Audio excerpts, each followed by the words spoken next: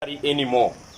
We are here to painfully declare that enough is enough. We are breaking and choking. Joey!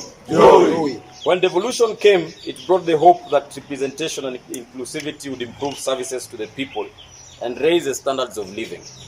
Devolution has turned into a curse of corruption, where governors and crooked county officials shamelessly enrich themselves, their families, and mistresses. As our hospitals go without drugs and services and grind to a halt, registering countless deaths, our basic infrastructure has collapsed. Environmental filth and monumental eyesores are abound. Lack of clean water is commonplace, and mismanagement has become the order of the day. We are here to put the governors on notice, all governors on notice. Leave now, or we will make you leave. We shall no longer watch our children die helpless. We refuse slavery today. We declare our freedom because as a great reggae icon, Eric Donaldson says in his super hit, No Slave, we can no longer live our lives chained and bound. Joey! On the national scene, our leaders have been swallowed by pseudo-philosophies and sterile handshakes that refuse to translate to better living conditions for the people. We have all been turned into pawns in a game of who will be and who will not be president in 2022. In the meantime, they rob the country dry.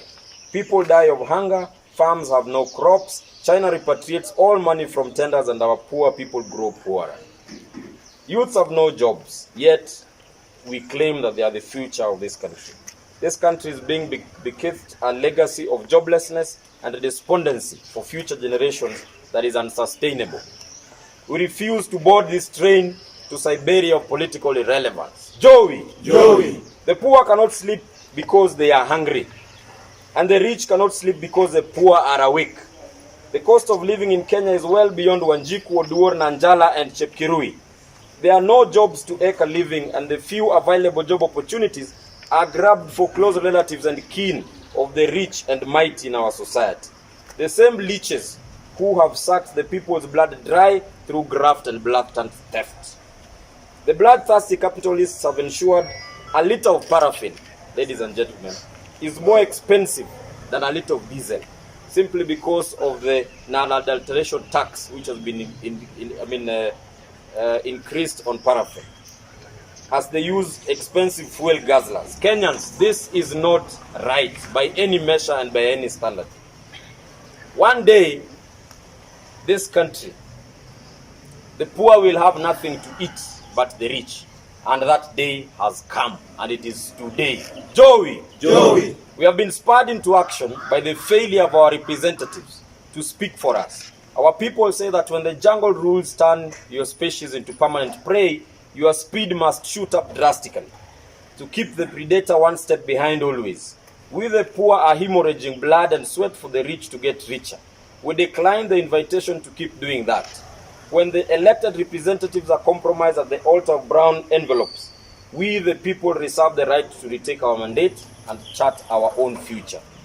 Joey is a movement of the free, a consortium of the brave, a collection of the sons and daughters of the peasants who refuse to live on our knees like our forebears did.